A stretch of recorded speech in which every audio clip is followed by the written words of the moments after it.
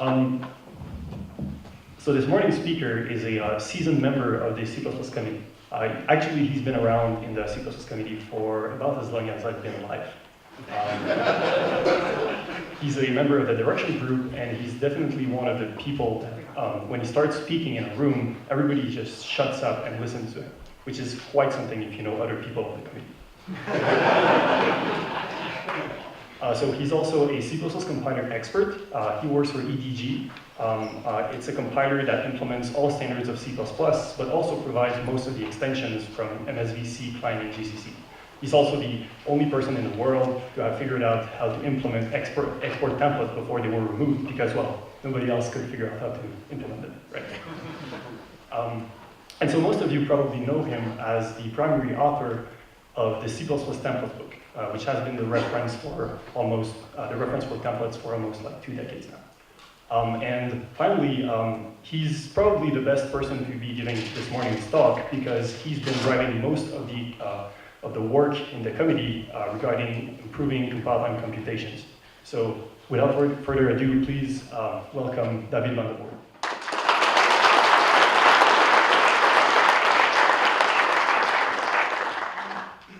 Oh, thank you. You make me look good. We'll talk about the payment after lunch. All right, so I thought we'd talk about C++ constants. I'm not talking about that constant feeling of happiness you have when you're programming C++, or maybe the constant frustration as you're waiting for your build system to do its thing. No, I'm actually talking about those things that you compute at compile time. All right, so what is a C++ constant? Hey, my clicker's there. Yes, actually it works. Okay, so constant expressions are generally easy to understand. You kind of look at your expressions, and if you know a little bit of C++, you'll say, well, I know this is constant. But if you care about the nitty-gritty, about the minutiae, then there's a little bit more. And spoiler alert, we're going to talk about minutiae in this talk. If you don't like minutiae, this might not be your talk. But so if you start looking at minutiae, you'll get to our grammar terms. In the standard, grammar terms are in italics with little dashes in them. So yes, you get a grammar term. You'll have a superset of constant expressions. You might have, this thing has become flaky. Oh well. You may have subsets like integral constant expressions or converted constant expressions or non-type template arguments, or you start caring about the meaning of initializations, and that determines whether things are usable in constant expressions.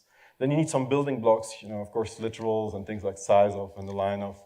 And it just keeps on coming, right? There's things like permitted result of a constant expression. And since thank you. In C++ 20, we have this new notion of manifestly constant evaluated. Awesome, thank you. Const_expr, we have had for a while, but now we have const_eval. We have constant, and we've got some pretty magical function, is constant evaluated. And I've only just started scratching the surface, and I'm not going to fit this in an hour and 30 minutes. Okay, so my goal today is just to hit 3 topics within this whole thing. The first thing, I want to give you a sense of what the mental model is and sort of the formal principles in the standard, what the standard thinks of as how constant expressions actually work.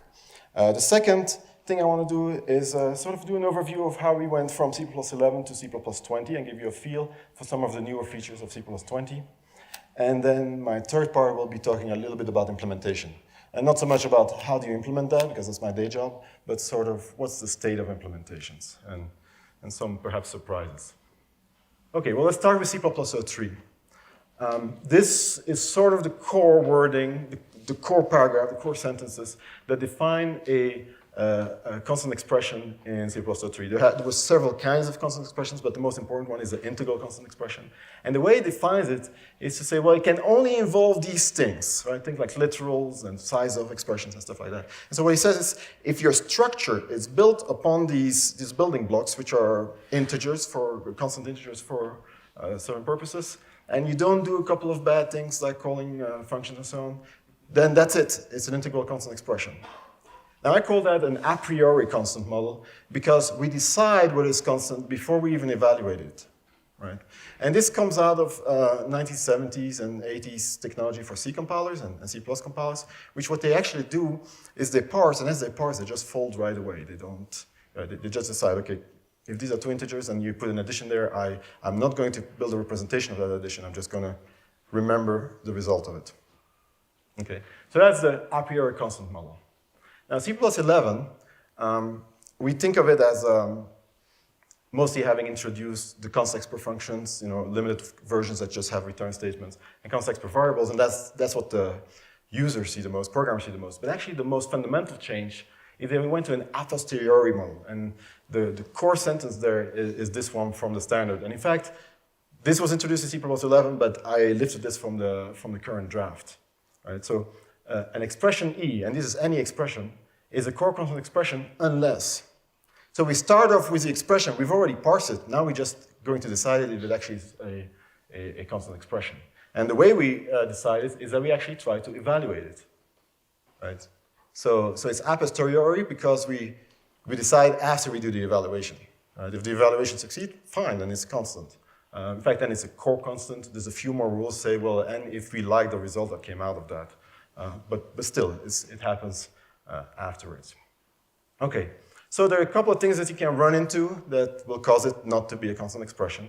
The first category of stuff that you'll run into are things that just don't work. Right?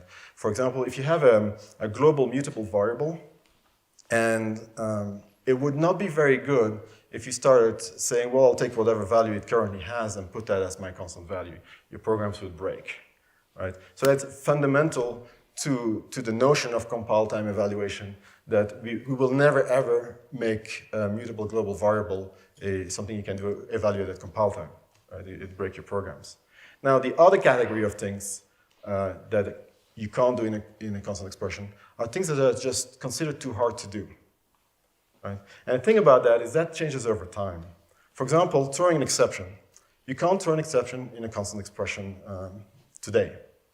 But I suspect that in 2050, C++ 50 will have that feature, and I hope I'll be here to come and tell you about it.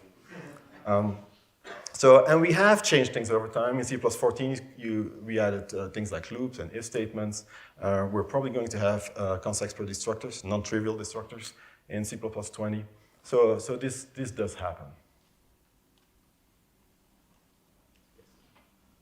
All right, I want to make a little piece bold here. It says, following the rules of the abstract machine. And that actually leads to a very fundamental aspect of constant evaluation in C++ today. And it's one that we're finding in the committee proposals that come and sort of ignore this principle. It's an important principle. If you're trying to violate this in the proposal for an extension to the standard, it's an uphill battle. We are evaluating an expression to test what is constant. During that evaluation, we are in the abstract machine. We're essentially no longer in the compiler. So things that you might think you could do because, well, aren't you being evaluated by the compiler? You can't actually do in this model. You can't do any parsing.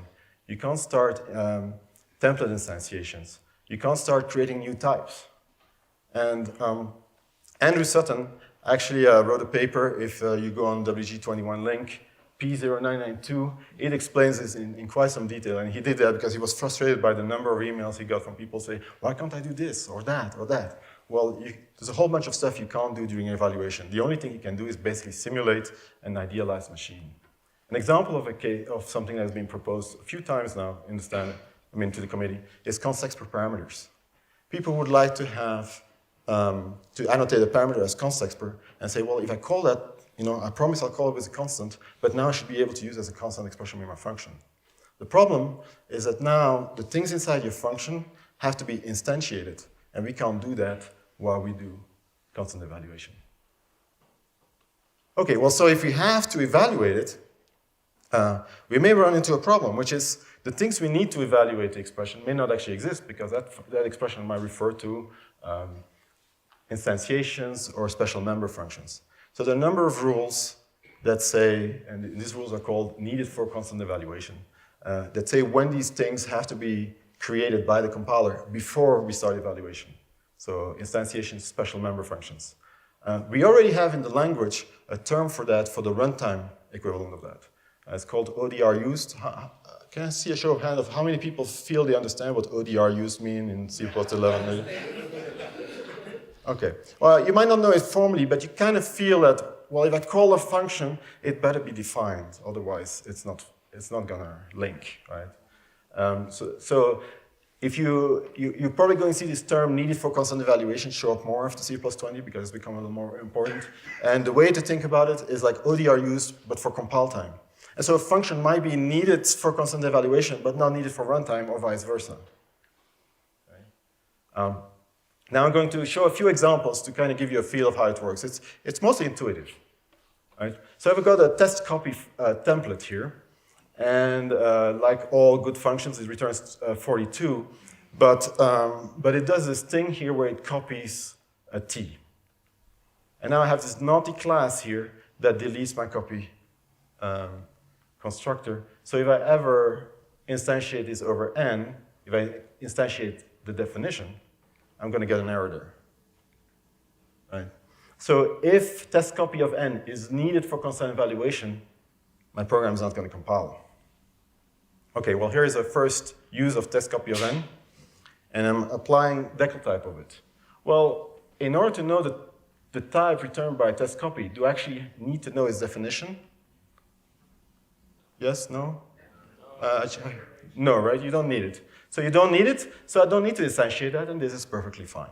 Right? So that's intuitive. It's not needed for constant evaluation, even though I have a call there. Okay, no error.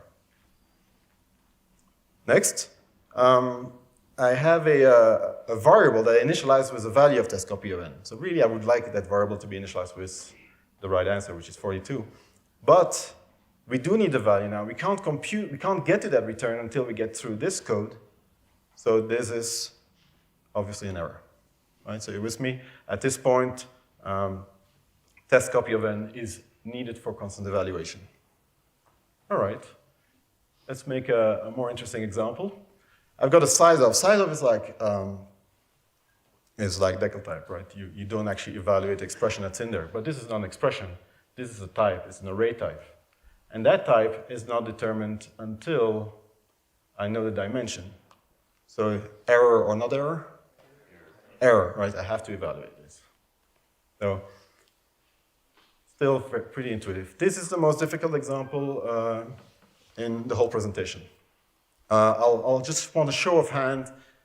Take a look at it. We have a decal type, calls a function g somewhere. We'll do overload resolution, and we're going to pass in a call to test copy of n, and it's through a base initializer. Show of hands, it's an error. Okay, I give you a few seconds. Okay.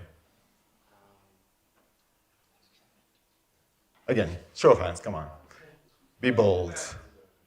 All right, a few hands. Who thinks it's valid? No, it doesn't depend. This is the language says exactly what to do here. Okay, so most people think it's okay. It's an error. Why? Who said narrowing? Correct. So when you have a brace initializer, narrowing conversion rules come in. And test copy return an in, as you might remember. And maybe this would bind to a char, right? Would initialize to a char. Then you go from int to char. That could be narrowing. Except the language says if it's a constant and you can tell that the constant would actually fit in a char, then it's not narrowing. So in order to know whether it's narrowing or not, I not only need to know the type, I need to know the value. And therefore, the new language rules for C+20 say if you get into this situation, it's needed for constant evaluation. Even before we figure out what G actually is, you have an expression inside the base initializer needed for constant evaluation. Make sense? A little subtle, not something you'd kind of see right away in your code, but that happens. Okay, so that's I think the abstract principles of constant evaluation. Let's see what has happened since C++11. Thanks to Richard Smith, we went for having mostly just return statements in our context per functions to being able to have mostly general free-form functions. Then a friend of mine, Faisal Valley, made lambdas context per. That's nice. But we also got this weird little change in C++17, which has that template arguments, or template parameters, however you want to look at it, template arguments, were still in the a priori C++03 model. They did not follow the other rules of the standard. And to show you this, here's a little template structure that takes a reference. It's kind of unusual. Not too many people write templates that take a non-type template parameter of reference type. But you can do that. And you can have a global variable, and then you can instantiate S over that global variable. This reference gets bound to that. Fine. Well, until C++17, the way we expressed this was structurally. We said it has to exactly be the name of a variable. It has to be an ID expression.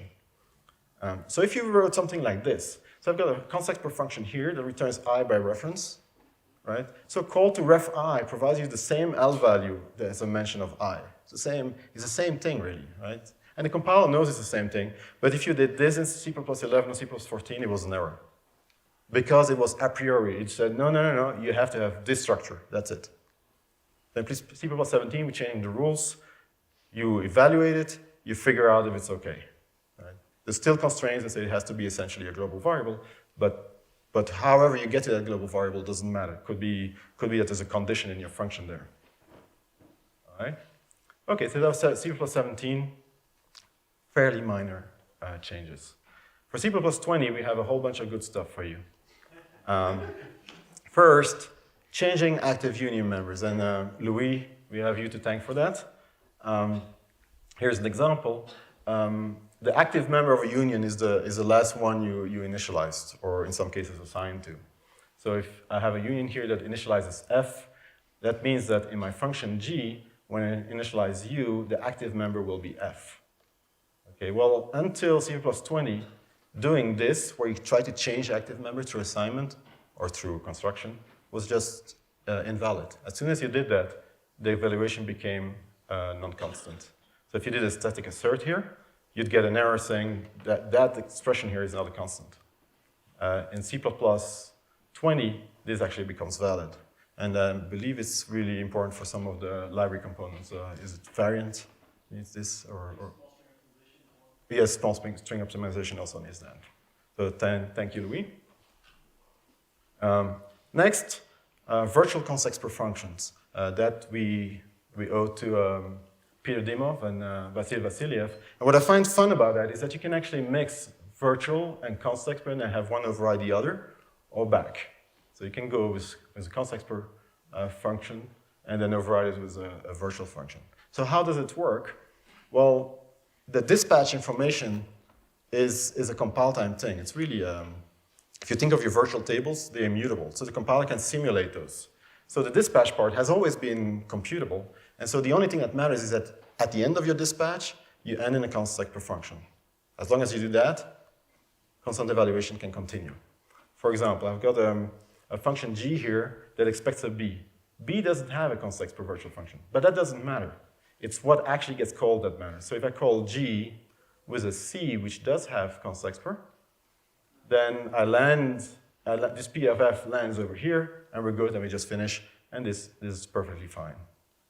Whereas this H call here, which expects a C, and C is indeed context per, the static type doesn't actually matter.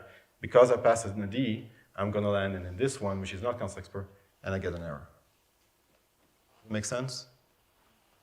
I'll come back to that because there's a wrinkle. There's a wrinkle on this a little bit later. Since we can do that kind of metadata of classes for virtual functions, we can also do it for dynamic cast, and we can do it for type ID. Strangely, we can still not do it for virtual-based classes. Nobody needs that. But the type ID is interesting because, yes, you can evaluate it at compile time, and you'll get an L value, but there's not much you can do with it because the contents of the type info object, they're not necessarily known by the compiler front end. That some implementations actually wait until runtime to generate that. So the name member or the before member, you can't use it, not as a constant. All right, another thing we have Louis to thank for is a const per try. So it used to be until C++17, just mentioning a try block in your function, your const per function, was actually an error. Even before you evaluate it, just defining it was an error. So we removed that, constraint. You still can't throw or catch. As I said, I'll be back in a couple of decades to announce that we've removed that feature. And this is the big one, I think. I should say, these first four, they're actually in the working draft. They're all implemented, not a problem. Then this one, we've in principle agreed on. The full committee still has to vote on it, and we have to finish the words. Hopefully in July that will happen. But we'll be able to do dynamic allocation and deallocation. And also you'll be able to do construct add and destroy add, although not placement new. So the things you're going to be able to use for dynamic allocation are plain new expressions, not placement new. And they have to dispatch or to sort of replaceable operator new. And also the default allocator in the library. Now, there is another constraint, which is whatever you allocate, you have to deallocate before the evaluation is done. And I'll show you an example of that in a sec. Now, because you need to do that cleanup, you'll probably want destructors, so we're also adding destructors and we're allowing them to be non-trivial. Right? So people who are into const for all the things, I think you'll be happy. So here's an example. I have a function f that returns a vector, and thanks to Louis' work also, we'll be able to have vector in const export, which is going to build on all these features. So that allocates some storage, and I return it. So far, so good. I have a function g here, which calls f. So I get back this blob of memory that's been allocated. I call size, and then the temporary gets destroyed. So by the time I'm calling g, all my allocated memory is gone.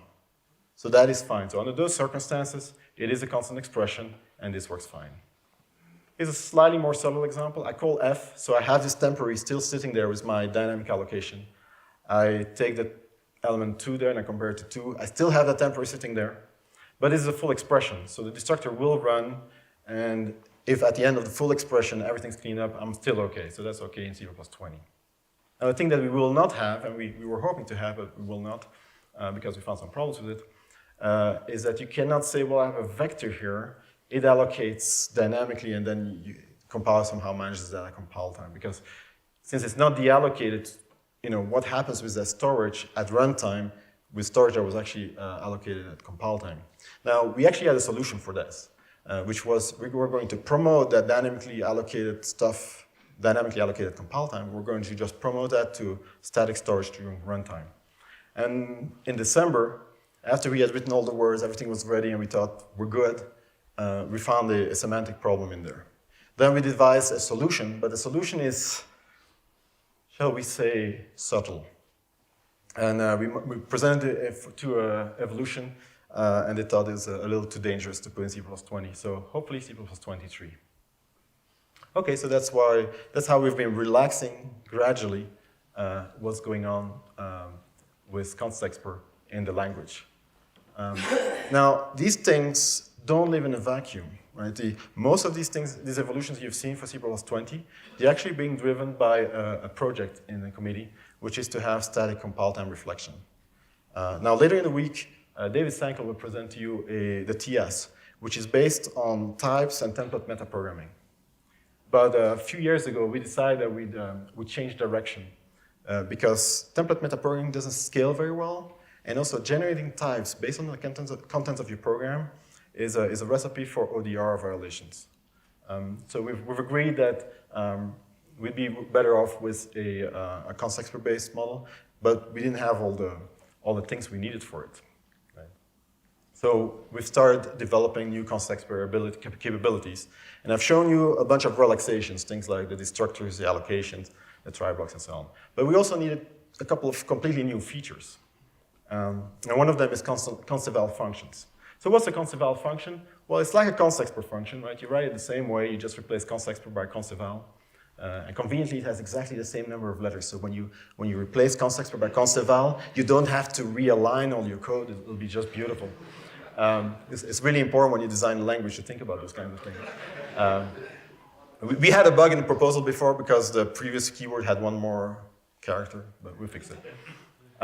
So the rule for const eval is, you remember how const expr may or may not produce a constant, right? You won't, but const eval has to produce a constant. If it's not a constant, it's an error, right? So if I call it with 42, perfectly fine. The result is 42 is a constant. I'm fine. But if I call it with a variable here, then you'll actually get an error.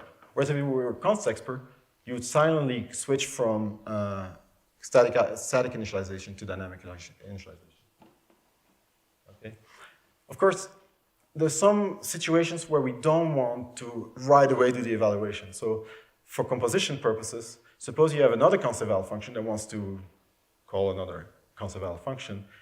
At this point, this is not a constant expression, and yet it's not an error because we're in a const eval context. Because we're inside a const eval function, you can. If you were to replace this g here by const expr, this would become an error. Right. But because we're in const eval, we know that, well, eventually it'll be constant. So g of 42 is okay. G of x is an error. And interestingly, let's do this. We call g of f of x, right? Both const eval functions. F of x here is not a constant, yet f of x is not actually an error because I'm inside the call for g. But then g will give you the error. Okay. But so it's not just within the definition of a function that you can have these non-constant cases. You can also have it within the argument of a const eval function. Slightly subtle, and I can tell you, really a mess to implement, at least for us. But we didn't. Okay, so I presented const eval functions as functions that they're like const expr, but they have to be constant.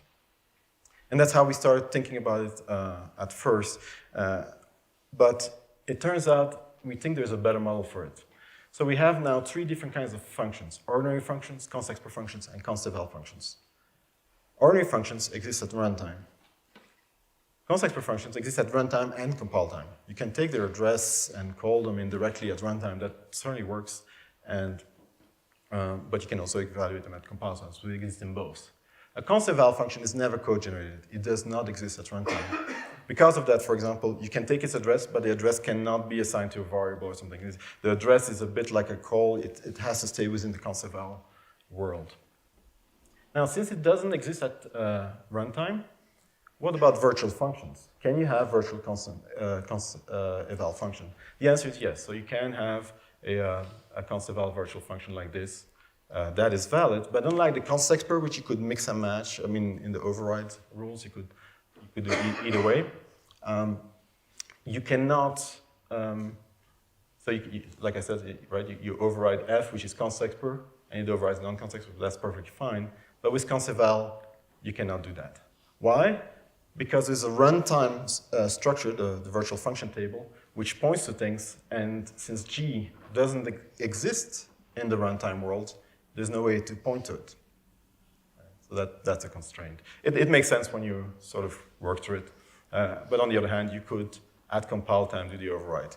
These things do not show up in your virtual function table. They do not take any footprint in your program. And whoa. I pressed the wrong button, sorry. As a result, they are kind of useful to replace certain kinds of macros. All right, so that's the story for const eval functions. And for functions, we have now 3 kinds. What about variables? Same thing, right? Ordinary variables exist at runtime. Const expr variables exist in both. And when you think about it, go ahead, is the question?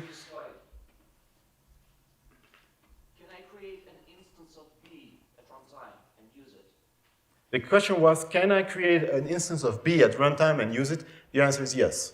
And I cannot call H. And you cannot call H on the runtime thing, that's correct. Okay.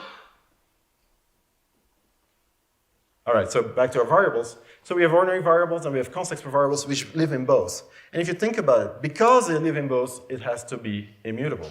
Because if you're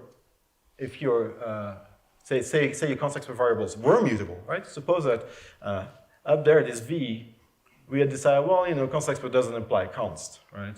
Then if I call a runtime function on it, who knows what the value is? And trying to compile time evaluate v would make no sense because I'd get an inconsistency between what happens on runtime and compile time. So that's the fundamental reason why const expert variables are constant. It's not just because we thought it should be, or it'd be neat. We already have a const keyword for that. It's because it has to be consistent across both worlds. Well, what about const eval variables? They are not in C++20. They were in the very first proposal of const eval functions, which were not called const eval at the time. But we had the semantics all wrong because we weren't following this mental model. But now we're thinking, since they only leave at compile time, they could be mutable. We could create this notion of a variable that can change as you translate the translation unit. Like say, often you want like identifiers that you just generate, right? And then you need a counter that increases all the time. We could do that with const eval functions. You just increase them in a const eval function, and then with a bit of metaprogramming, you create a new variable name, right? Or maybe you want a registry in which you register stuff as you parse things. We could do that, right? So we're at early design stages for that, but it's looking pretty good. We think we can make that work. There is some real subtlety with FINE, but we'll hopefully find our way through that. There is a question there.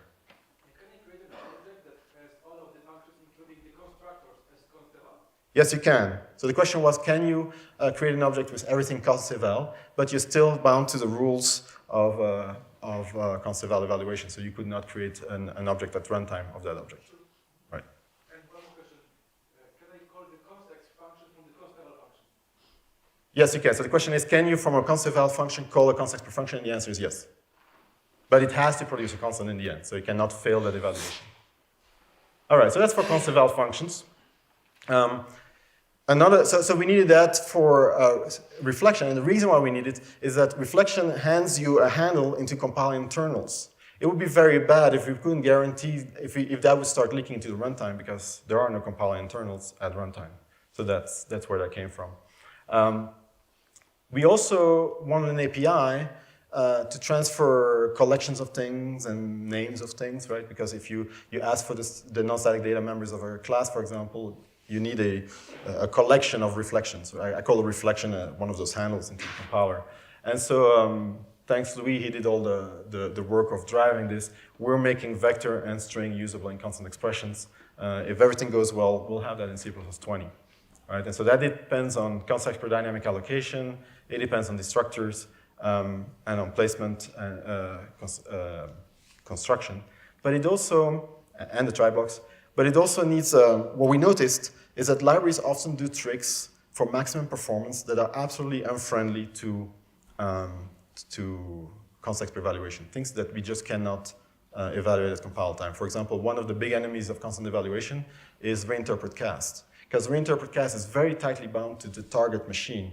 There's no way we can emulate that in some efficient way in the compiler. So we'll never have reinterpret cast at constant evaluation. So let me show you is constant evaluated through an example. Suppose you have a clear bytes function, and basically you clear n bytes starting from a pointer p. Right? You could do that just with the demset. Right? It's optimized to death for your particular architecture. It'll be very, very efficient at runtime. The problem is memset is not a const expert function. So if you were to only have that as your clear bytes, this const expert is actually an error, because there's no way to use it. So what is constant evaluated says is, well, if we're being evaluated in a context where it matters that this is constant, then this is going to be true. Right? Is constant evaluated is going to be true.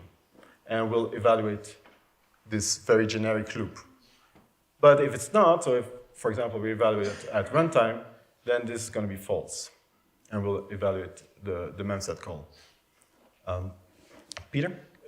Could compilers actually implement the first loop as memset at runtime? If they're very good, yes. So the question was, wouldn't this be optimized really well? I suspect yes, but it is a simple example to fit on a slide. It's not just about memset, it's about any code that you've tuned using as inline assembly or whatever trick that is not friendly to const expert. Is this discarding statement? So, yes? Sorry, what's the correct? So if constant evaluated becomes true, then the false branch becomes a discarded statement? No, this is not an if const expert. But I'll talk about that in a sec. In fact, I'm going to have to ask to hold the questions to the end because my timing is a little off. But I think I'm about to answer your question. So you might wonder, well, wait a minute, now we have an if, isn't that going to slow down things? But of course, for the compile time case, it matters less. It's evaluated at compile time. And for the runtime case, what actually happens is that when I generate code for this, I generate a constant zero for that. I know if I send this to the backend is never going to see the true case, so I give a zero there. Right? No zero, a false constant. And so the backend just immediately discards this, and there's actually no cost at runtime. Right? Even with very low levels of optimizations.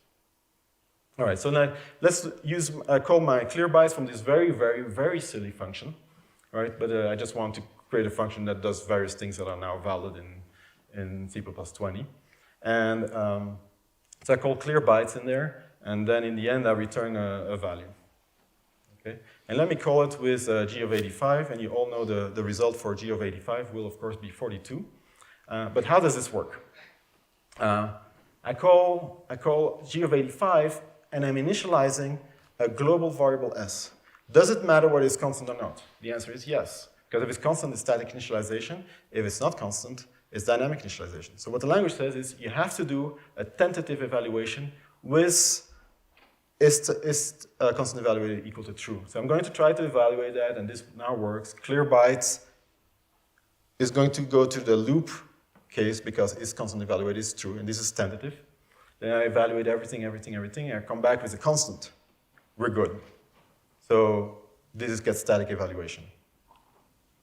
If I do a call g of s, again, I try this tentative evaluation with is constant evaluation equal to true, but I immediately fail because binding s to n is not a constant expression. So that fails, so we do another evaluation, but at runtime with that condition equal to false. And now I will call memset, and it will be dynamic initialization. Now here's a more interesting case. I'm calling return g of 85, this exact same expression as this one. But does this matter whether it's constant or not from a language perspective? And the answer is no, except for that is constant evaluation case, which we ignore. So therefore, the compiler is still allowed to evaluate as a constant if it wants to, but it has to do so with that function is constant evaluated equal to false. Does that sort of make sense? Just to make sure it makes sense, let's look at a few more cases. These are cases from the first cases were not from the standard, these are from the standard. Okay, I have a struct s, which takes a non-type template parameter, and I pass is constant evaluated in it, true or false? True. Right? It has to be a constant, so we have to evaluate with that equal to true. Another case, I'm initializing, again, a global variable with some expression.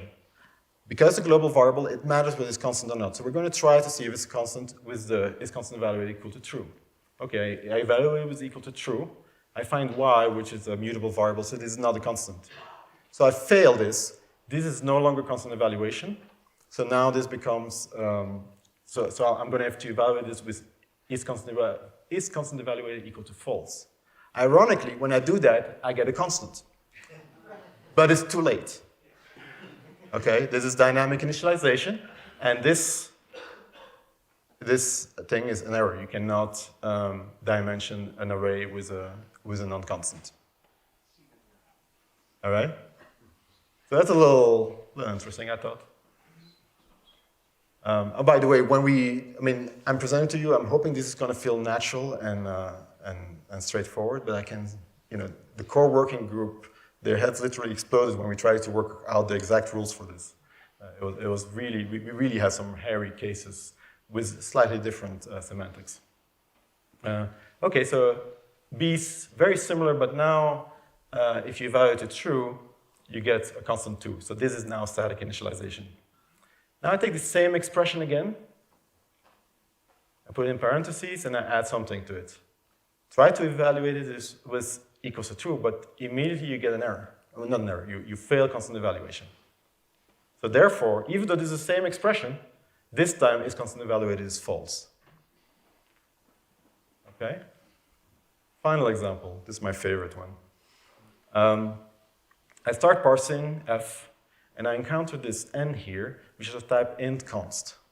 Does it matter whether it's constant initialized or not? Yes, no, maybe? Yes, because it's an integral constant variable. If it's not constant or not integral, it doesn't matter. But for that case, there are rules that say, yes, if it were constant evaluated, then you can use it as an array dimension. So we try with is constant evaluated is true. We find a constant, so all is good. This n is now and forevermore equal to 13, right? If we later evaluate f in a context where is constant evaluated doesn't have to be true, that's too late. We've frozen this. Once it's true, it's true. Now m is not constant, so it doesn't actually matter from a language perspective whether this thing is constant or not. So we do not decide this is constant evaluated, right? Because we're still parsing the function, so we don't really know. So this stays that expression. This works because this was a constant, so it's 13. So I'm returning m plus size of r, which is 13. So I'm returning m plus 13. Let's call f. I'm initializing a global variable. Does it matter that it's constant or not? Yes. So I evaluate this. I decide this was 13. I cannot change my mind. But now this one I hadn't decided yet. But it matters, so I'm assimilating it with is constant evaluated equal to true. I find 13. Good. So I'm returning 26. That's a constant. This is static evaluation, static initialization with 26. Let's do it again, but this time I add p in the mix. But p is not a constant. So when I do my trial evaluation, it fails right away on this p, and I have to retry at runtime, or notionally at runtime. You're still allowed to optimize it, with is constant evaluated false. So this time, I still have my 13, I've committed to that, but this time here, I'm going to get a 17. Right? And so I'm returning 30 instead of 26, and this becomes 56. Are you all with me? Are you excited about using this feature? All right. Well, as you notice, it can become subtle whether something is statically initialized or not, right? And it's already been the case in C++. And so, wouldn't it be nice if you could make sure that you really get what you meant to get, right? Wouldn't it be nice if you could say, it has to be constant initialized, and if not, give me an error. And so we will have that using this constant keyword in C+20, I think. It's working through the process, I think it will make it. I saw a hand up. Oh, so the question is, wouldn't const expr do the trick? Const expr means const. And sometimes all you want is just that it's dynamically initialized. That it's statically initialized, but you still want it to be mutable. Mostly you want to avoid order of initialization issues. So this int of p here is not const. It's still mutable, but you're sure that it'll be initialized at program load time and not after you execute main, for example. You won't have weird ordering problems with your initialization. Go ahead.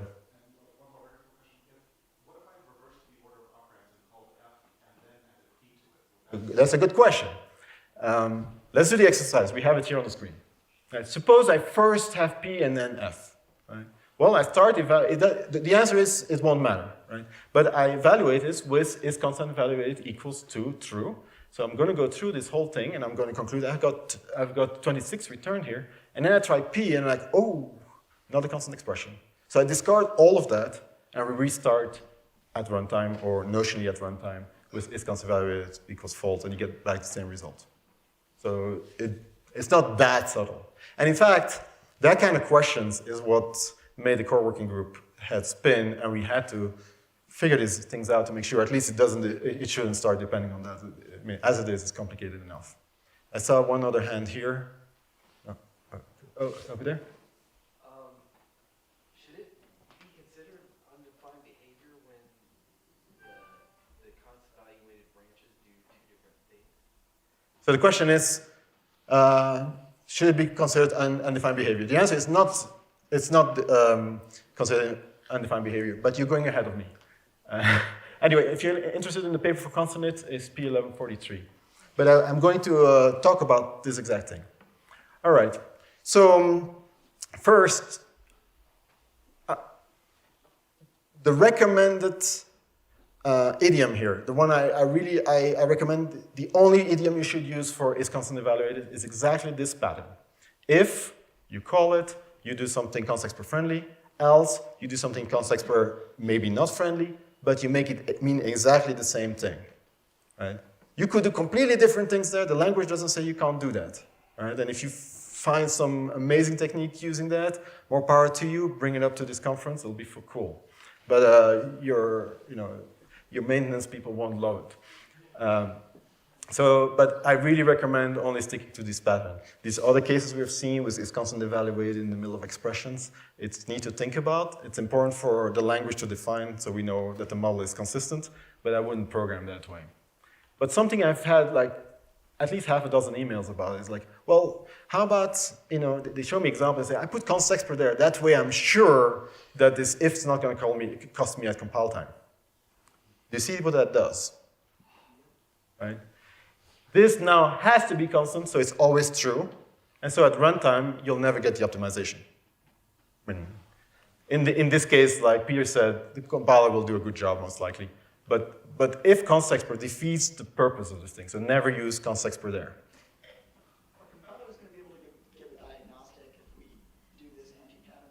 The question is, could compilers diagnose this anti-pattern? I assume so. We're not doing that, but that's a good idea. I should probably look into that. David? So is a reasonable rule of thumb that is constant evaluated always applies to the nearest nested context that could potentially be constant evaluated? Correct, exactly. That's exactly right. So the question was, is a good rule of thumb that is the nearest context that for which constant evaluation matters? And the answer is yes. Anyway, don't do this. And nobody has proposed this yet, but don't do that either. Right? If you make it constant eval, this is going to be true, no matter what. And also, don't do it in something that's not const expert, because then it's going to be false, no matter what. I have a hand here.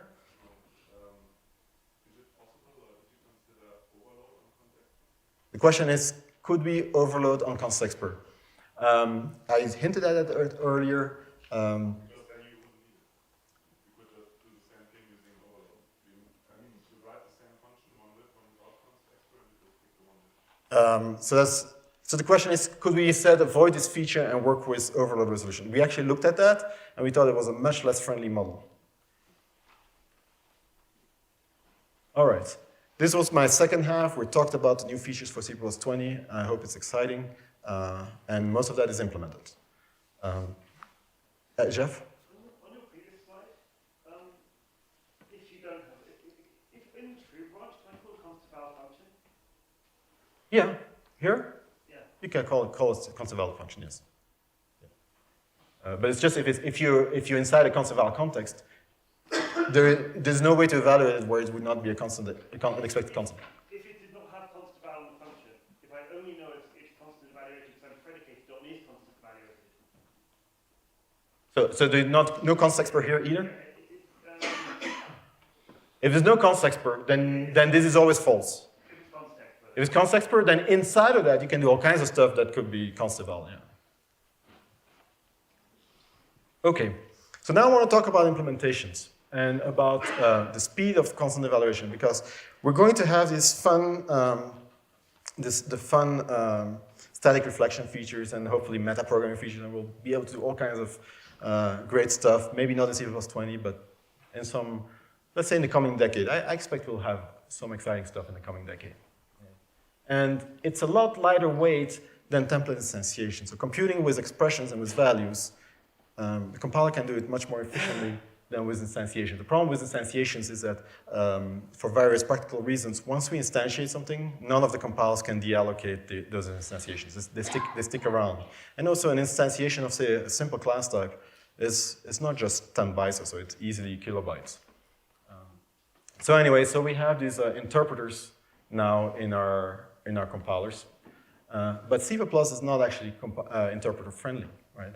the address model, for example, you can have dangling pointers, you can have pointer arithmetic that goes beyond bounds, and in a normal interpreted language, the way you avoid problems is you have a garbage collector and you don't have pointer arithmetic. In fact, you don't have pointers at all exposed to users. But we do, and we have to cache the undefined behavior. And then when things go wrong, you probably also want a nice diagnostic that percolates all the way back to the context where you had it. So all of that puts constraints on the implementation that make it not so easy to do. What's more, that evaluation happens very early in the compilation process. So the interpreter doesn't have all the kind of information that the backend has. Right? Maybe we could restructure the compiler to do it differently, but it would be extremely expensive. Right? So, in fact, some tools that have a C++ frontend don't have a backend at all. So it's just very early on. The structures like destructor calls, they're not generated yet by the time we have to evaluate that stuff. So it has to be determined on the fly. And of course, it all depends very much on how you developed your compiler. In fact, talking about compilers, implementations change. We propose things in the standard, and then the compiler says, "Oh, okay, now I got to implement that. Let's see what I have here." But I already have a whole history and a whole bunch of baggage, right? So how long have we had this baggage for? Well, Microsoft's compiler started in the early 1980s, right? They had to compile in hundreds of kilobytes, a few hundred kilobytes, 256 maybe, right? So they didn't generate parse trees. That's way too expensive, right? Never could we have implemented const expr back then. Instead, they parse straight to intermediate code. And that's been true in the Microsoft compiler until very recently. It's only a few years ago that they started generating internal structures representing your program. GC was a little later in 1987, and the compiler I work on around the same time. And so we do have internal representations, but they were designed with the a priori model in mind. The only compiler that's recent enough to have known that const expr was on the drawing board is Clang. Right? So they saw C++11 coming, and they have, if you look at the way Clang evaluates constant, you can tell it's designed for an a posteriori model. If you were to look into the Microsoft compilers model, I've never seen it, but I've discussed it with the engineers, and yes, they had to build it on top of really old constant evaluation machinery. So did we. So most of the stuff predates the transition, and as a result, we might think that maybe our evaluation is not that speedy. You will see how bad it is. Now, when C++14 came around, in our case, right, for the EDG compiler, it turned out to be so difficult to retrofit to what we had that we re-engineered the whole thing to some degree. And that will be reflected in what you'll see also. Okay, who is familiar with Alexander Stepanov's abstraction penalty? A few people. Let me give you the history. In 1997, I was working for Hewlett-Packard at the time, and we had the SEL for a few years, SEL designed by Stepanov. And Stepanov had said, I carefully designed this so that compilers could look straight through my abstractions, and with a bit of optimization, the code you get from using my library is equivalent to handwritten C code. And so then he started looking at actual compilers, and he found out that was only true for the very, very simplest cases. So he created a benchmark where he put a C-style loop and then like 12 different ways of expressing that loop with different levels of abstraction. So the loop went over an array of doubles, and then he would put the doubles inside a struct containing just a double, or he would change the pointers that he used to iterate into an iterator, or he would put an iterator adapter on top of the pointer, or on top of the iterator, and he had all kinds of combinations. And he said, well, I'm defining the abstraction penalty as a ratio of time for the more abstract case divided by the time for the not so abstract case. And ideally, it should all be 1. But when I got that, I was working with HP, and he sent me the email, and I applied it, and I think we got 1 of the abstract cases, 1, and everything else became gradually worse and worse and worse. We had, I think, in the higher cases, it was more than 10. So more than 10 times penalty just for using simple things like a reverse iterator or something like that. It took some years to come down to 1, but modern compilers actually do a really good job of that for runtime code. Well, why don't we try to apply the same idea to const expert evaluation? Right. Now, it will never come down to 1, I don't think, because the optimization and the runtime are actually in the same bucket here. So if you spend some time to try to optimize it, your abstraction penalty just went over 1. Okay, well, so here's my framework. I'm going to have a function f, and this is the case where I don't do any work. It's just to see what my baseline is of doing other work for the compiler. It returns n, and I'm going to call it 200 times. Just do that using a recursive instantiation here, and I will call it with different ends, 1 through 200. Okay. By doing that, I disable some compilers that do memorization of calls, because that's not really what I'm trying to measure. I'm trying to measure how fast we can evaluate const expert calls. And I did this on this laptop, and I had these 3 compilers installed on there. So GC821 is pretty recent. Clang, not quite as recent for me, but it turns out it doesn't make a big difference. A colleague of mine did it with a more recent Clang. It's the same numbers, and that's ours. Ours actually goes through an intermediate. It's more like CFront, if you're familiar with CFront. It compiles to C, and then we call GCC to compile that. It doesn't matter much here because there's not much C to compile. It's all happening at compile time. Okay, so that's a 0 work case. How long will it take? GCC 0.04 seconds on this particular machine, very quick. Clang, comparable, and we're a little slower, but it's not bad, right? So well under a second. Let's put some real work in that f function. My real work is, well, not really real work, but something, right? I'm going to do 10,000 iterations of this and just do a token addition in there.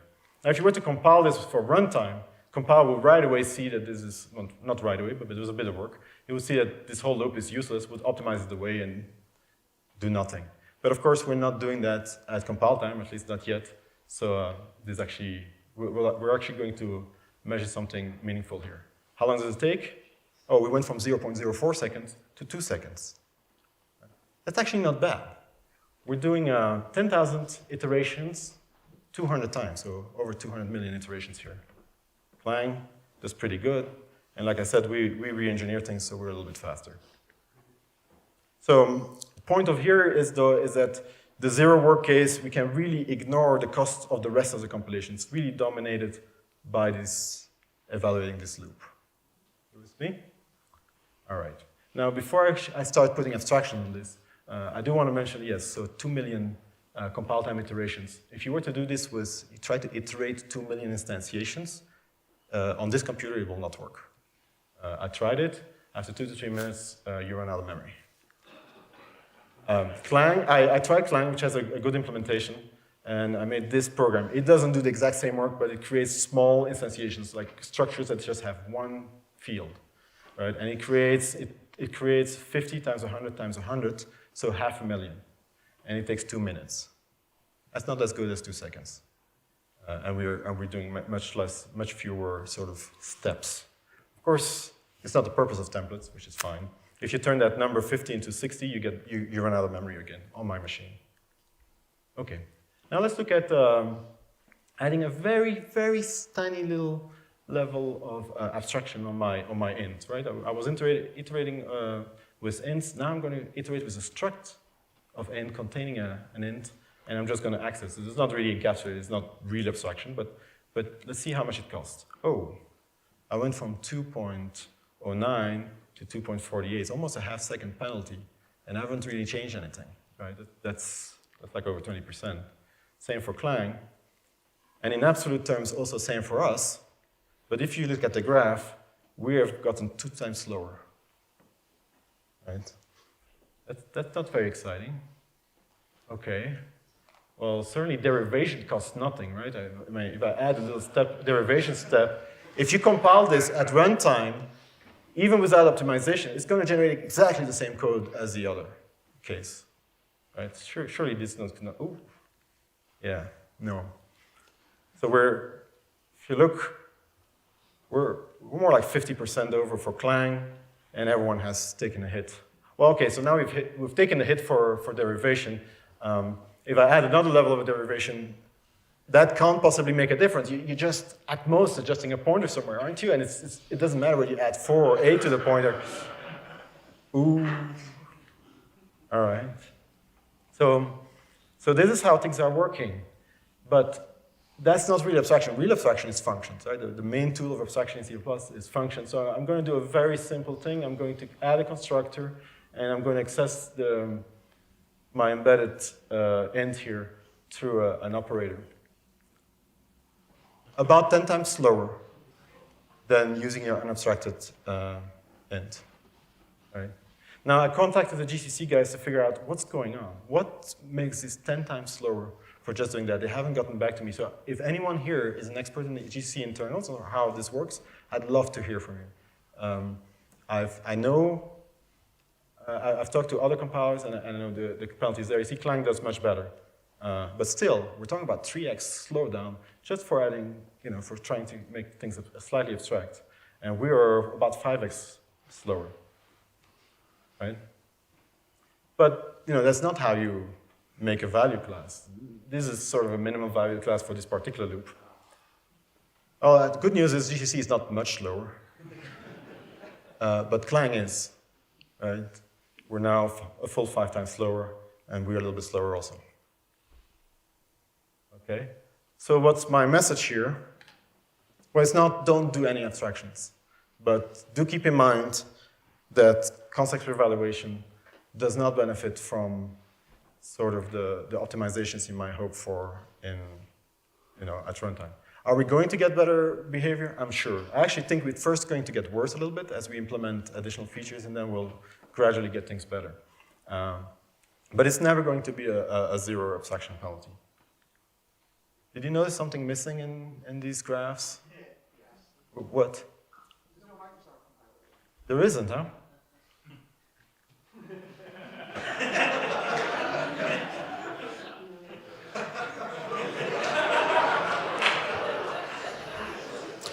All right. So now it was an accident. I didn't have Microsoft because I don't have Microsoft compiler on my laptop.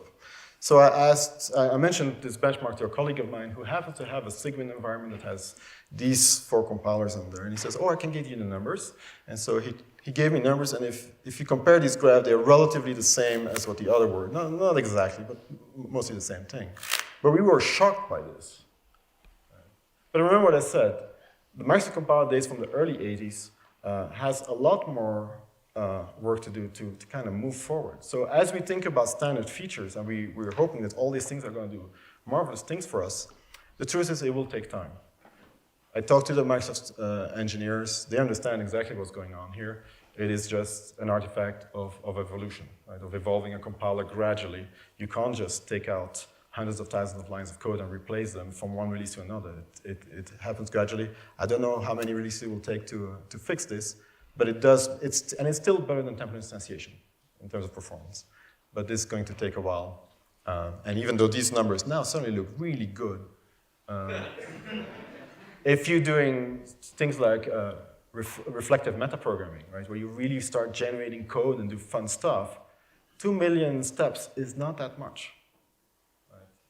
Not that much work you can do. If you start sorting large collections and so on, you're going to get to your 2 million steps fairly quickly. Okay, so that's what I want to talk about. So 3 things.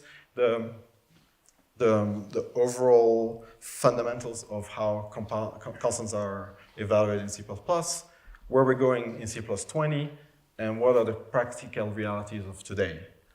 Where are we going to go in the future? We're working on static reflection and also metaprogramming. And I think it's pretty exciting what we're doing there. There are a couple of competing proposals. I'm going to push for mine here, so go check out that paper, P1240. I'm working on that with Andrew Sutton and Faisal Valley. Andrew, he's the guy who brought us concepts. Faisal has brought you generic lambdas and context per lambdas. There is a partial implementation, it's rough on the edges, but if you go to this particular URL, it demonstrates generating SQL code from reflection information. It's pretty neat. They keep on working on that. My interest in what's coming in the future is what would happen if we were to allow side effects in constant evaluations. Right now we can memorize calls because constant expression evaluation has no side effects, right? It's completely run on this abstract machine. It doesn't do anything to your compiler. But wouldn't it be neat if you could start reading from a file, right? And generate your code. So instead of having an external script to generate your C++ code, you just have your own C++ code generating code from stuff you have in a file on the side. That's, I think that's something we could have within the decade. Generating instantiations is a much smaller side effect, and in fact, P1240 talks about it and considers that a possibility. We talked about constant val variables, which are, in fact, a side effect. Right? Because now calling a constant val function might suddenly go change permanent state in your translation. The tricky bit is FINE. If you call a function that triggers a constant evaluation, right, and as part of the overload resolution process, it's kind of annoying that this thing that there might be an unrelated function to your actual call, we throw it away after we're done. The side effect will not be discarded. So we're working on that. We have two-pronged approach. One is a queuing model where certain side effects, instead of saying do the side effect, we say queue up the side effect. And if this is what we really wanted, if we successfully get through this whole process, then commit to it, otherwise don't. The other is something like we have is constant evaluated, maybe something like tentative constant, like say, well, just be aware you're being evaluated here for an evaluation that might be discarded completely, might not, might be FINE or something, or maybe we'll call it is FINE or something. So that's what I want to show you. This is obviously pie in the sky thinking, but a bunch of people are working on this. Go to the talk by David Sankel, obviously, as it's going to show you what static reflection can do. Very exciting. Oh yeah, one more idea. If you can do this, if you can do side effects, maybe we could have our build system be part of our context per evaluation. So that's my goal. Some people I want to thank. Context per came along because Gabby drove the feature. But Jens did a lot of the hard work getting the wording right, and all this stuff about core constant expressions and the exact model, a lot of that work is from Jens. Richard has done enormous work, both for C++14, all the new things there, as well as getting the words right for a lot of the features we've talked about.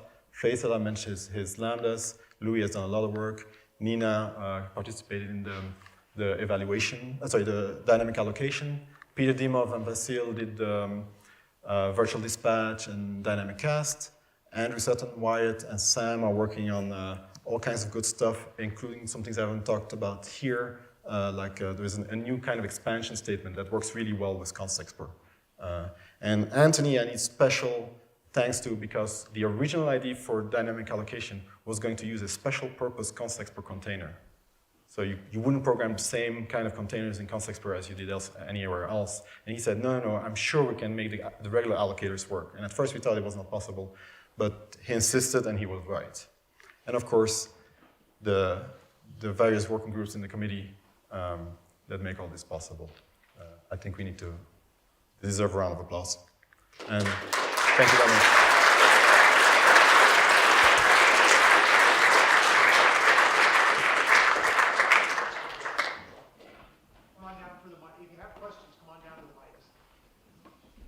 I'm on the committee, but not paying attention to EWG and core usually. So one question, I know the committee is usually reluctant to invent new keywords, and now we have a new inflation. I wonder if there was ever considered to use const mutable instead of const init? Yeah. So the question is, instead of const init with a new keyword, did they consider const mutable? I don't remember that being proposed. So no, probably not. There was not much resistance to consonant, as I recall. There was probably some, we call it bike shedding, where everyone sort of throws in ideas, but I don't remember context permutable. So this might be a minority opinion, but I think the stuff that you presented in the first part of the talk is something that I feel like I could very easily teach. This rule of thumb that you look at sure, you get these surprising things where you put a const in the front and your entire program's behavior changes, but you can reason about that by using this rule of thumb and say, oh, this is a place where I could have had constexpr. The part that scares me, and maybe I'm reading too much into this, is these mutable const eval variables, which obviously are not in there yet, but they seem like a massive, massive ODR foot gun. And ODR foot guns are like one of the hardest things I've found to explain to people in large code bases. Do you have any thoughts on that? How we're going to get away from that? I have some thoughts. I cannot get away from it. I think you're correct. It is an ODR foot gun. I think it's not as bad as foot guns that come from types. But because there's more of an expectation that when you access a variable, it can change.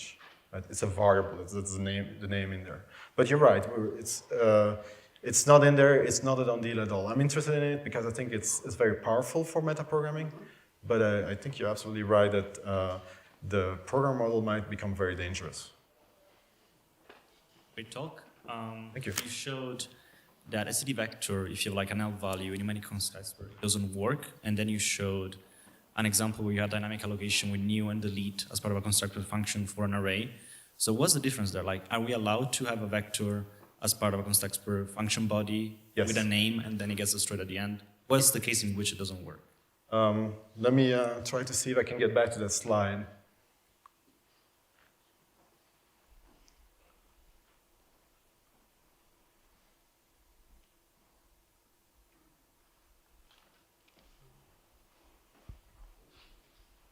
Apologies, I just don't remember exactly where I had that. Yeah, no. Okay, here, right? Yep. So as long as during the whole, you think of an evaluation as, it's a process, right? It's like a little program that runs inside a compiler. As long as by the end the program is done, every dynamic allocation is gone, has been deallocated, you're good. Now that's not the case here. Once I've done the allocation here, I have this V which now points to an allocation. My evaluation is done, but the allocation is still there. It's not going to be deallocated until V gets destroyed, which is somewhere else. And that is currently not allowed. So in the body, you could have a non-constructor vector as part of a constructor function, and it would work. Yeah. Okay, makes sense. Yeah, absolutely right. Thank you for the talk. So maybe this is a corner case or a very specific case, but if you need tuples where some of the elements are concepts and some are not, how does all this interact with that? Have you thought about that? I have not thought about that. I'm going to be very honest. I'm a compiler writer. I like to write C++, but I'm not a world expert on some of these more advanced ideas. So if you show me code, right? I'm going to be here 2 more days. If you show me code, I love to reason about code. You show me code, and we can talk together about, well, would this be possible? Could you imagine a mechanism that makes this or this work? I love to talk about that stuff. But coming up from scratch with that, I probably could not. Okay, just in case you already thought. Yeah. Thank you. You're welcome. Thanks for the talk. I had wanted to follow on the earlier comment about ODR foot guns. I too have a great fear of ODR, but mostly because it's IFNDR. Ill form, no diagnostic required, and I really hate those because you have this program, it compiles, and it's never going to give the right answer probably. Right. And you don't know how to diagnose this. There's no feedback from the compiler or the runtime is what's going on. I mean, it's great for my reputation score on Stack Overflow, but I'd prefer not to have to help people diagnose that. Our compiler actually diagnoses that kind of ODRs. If you want to, it's slow. But we have a mode where you can take a bunch of translation units and say, please find ODR problems in here, and it will. It's not very helpful with diagnostics. It's going to mostly say there's an ODR problem in this class instantiation. But we can probably improve that.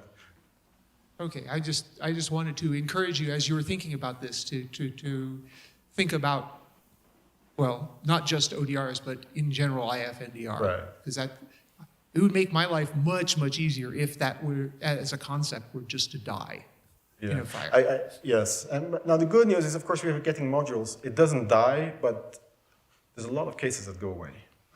Which is really good. Yes. Yeah. Thank you. Thank you. I have a question.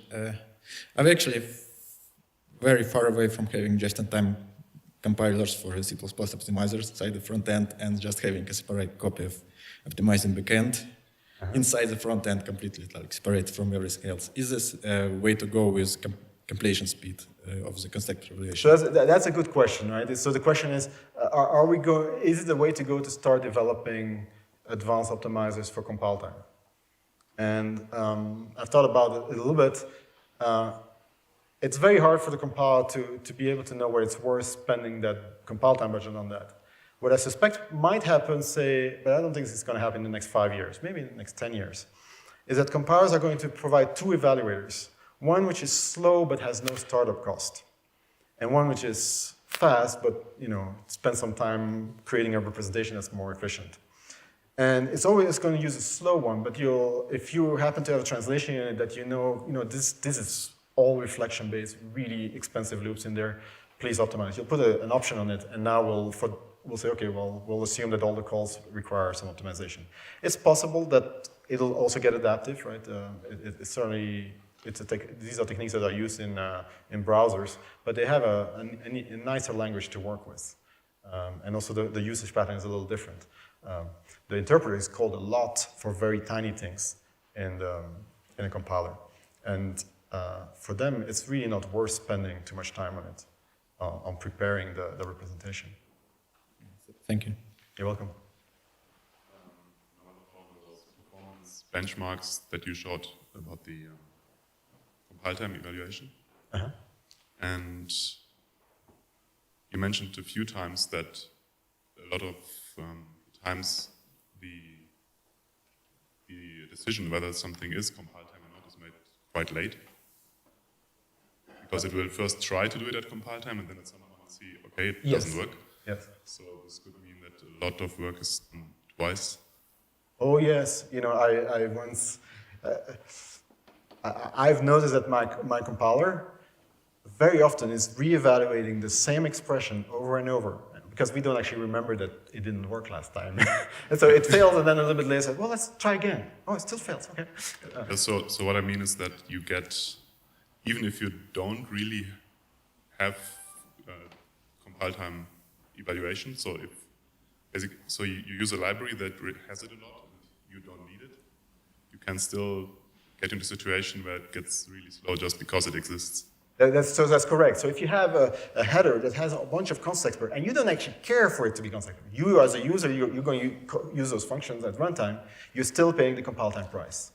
And that is one of the reasons, not the most important reason, but one of the reasons why implicit const expert is really not a good idea. Okay. Do you have concerns specifically related to is consent evaluated? Because it seems to require doing like evaluation and then backtracking in many cases. So if I start using it in the standard library, for example, are you worried about existing programs starting to compile much slower? Not really, because we already do that even without this consent evaluator. We try to evaluate something, and then it doesn't work, and then when we do code generation, we might try it again. We have implemented this, and there's none of our performance benchmarks suffered from it. Plus, of course, we don't have that many based on is constant evaluated. We only have a few tests for that. But I suspect it's not going to be bad at all. Thank you. What we're also finding is that you run into the problem before you even start entering the function, because usually those cases don't have constant arguments. So usually it's pretty good. Thanks for the talk. I thoroughly enjoyed it. I have an answer and a question. So to answer Peter's question, on CPPcast, episode 185, Rob and Jason had Eric Vasilier on, who's the individual behind Constant, and he actually initially proposed this as a composition of existing keywords, and the committee said that they thought it was too important not to have a keyword. So they asked him to go back, write a new proposal with a new keyword. Okay. I don't remember what the original composition of keywords was, but that's the history behind that. And my question is there any reason that C++ 17's CTAD can't work with like the second line here? The second line, no, that could have worked. Yeah, sorry, I'm not a big fan of CTAD, and it doesn't jump at me when I write code. So, but I think yes, you could do that absolutely. Thank you. You're welcome. Thanks for the talk. In those those last slides that you showed the compilers and the performance evaluating C++. There's C++ compilers aren't the only things that try to figure out C++. Yes, correct. Other big things are tools, where you want your development environment to be helpful, and many times it just throws up its hands and says, I don't know what type this is, I can't help you, I don't know what functions to complete here. And the other big ones that also try to figure out C++ are humans, and they're having an increasingly hard time of it. That relates to the previous person's comment on very little diagnostic and very little feedback from this huge, increasingly bigger black box, which is the compiler, that you don't know what it's doing, what it's giving you out, what's compiled. I'm not exactly sure what my point is. But no, but it's an observation that is important, right? And it should at least inform our designs. There's two parts in there. First is a tool issue. I think there is no future for tools, for C++ tools, that do not want to incorporate a C++ front end. I'm sorry, I mean, maybe there's still a lot of tools that are based on some fuzzy parsing, but I think it's a losing battle. And my company will sell you a really good tool for that. For friendly price. Now, you know, all joking aside, yes, I mean, there's still some tools that you know, but more and more is becoming harder and harder, and I think it's a losing battle. We do consider this actually in the committee. So people say, well, you know, this is going to be really hard to fuzzy parse. And so we do think about it, but it's not, it cannot hold us back from, you know, obviously there's all kinds of applications that people want to do. I think static reflection will be, I get mails very often that people want that. Well, I think to imagine about it is that you're reaching this world where you say you have this virtual machine inside the compiler. Pretty much any scripting language which has gotten that far had to come with a debugger. Yes. So, and C++ will have to get there, otherwise it'll be its own uphill battle. Right, right. And in fact, if you read P1240, we don't have a debugger, but at least we have reporting facilities. Like, yeah, there's functions with side effects in there that will tell you, oh, you know. Can you add prints? At least you have a print, basically. You have a compile time print, yes. Thank you. Thank you. I think you kind of already answered this question, but I was hoping I didn't hear the answer right, or the answer is not what I want. So the thing I'd really love to be able to do is write a const expr function where if it's evaluated in a const expr context, I can static assert something about the arguments, that they're valid in some way. Yeah. And if it's in a runtime context, I can runtime assert on the arguments. And I can't, and I have to do that under if const expr because the static assert will say, well, it's not a constant expression, but that stood is const evaluated is not the tool I need. Exactly right. That's exactly right. So that runs to the paper from Andrew. You know, the evaluation is completely different from compilation. Now, if you read P1240, my static expression paper, not mine, our, it actually has an alternative. What if instead of static assert, it would be a const expr assert? Right? Because it's not at parse time, but it's at evaluation time. That doesn't cover all the cases, but you can basically trigger, say, well, okay, a condition based on values, not on types, but on values you could. And with reflection, you can transform types into values, and then things work again. Well, contracts is runtime. You just have the compiler catch. It's true. That's true, right? I haven't looked at contracts at all. All right. Thank you anyway for. Yeah. On the case where you had the main returning that G85 function on that slide, there you had mentioned that it would always follow the memset path. So ideally, if you set, the reason why I was asking earlier about the undefined behavior, if you made the branches between is const evaluated, because that seemed like that would allow the compiler to say, well, I know I can take a is const evaluated path to evaluate and then just const fold the expression into a constant value. I mean, what are your thoughts on that?